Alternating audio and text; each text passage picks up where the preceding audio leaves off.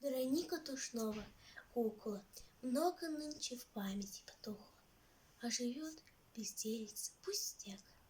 Девочка потерянная кукла на железных скрещенных путях. Над платформы пар от паровозов низко плыл, равнину уходя. Теплый дождь шушукался в березах, но никто не замечал дождя. Эшелоны шли тогда к востоку, молча шли, без света и воды, полные внезапной и жестокой, горькой человеческой беды. Девочка кричала и просила, и рвалась из материнских рук. Показалась и такой красивой, и желанная эта кукла вдруг. Но никто не подал ей игрушки, и толпа к посадке торопясь, куклу затоптала у теплушки в жидкую струящуюся грязь.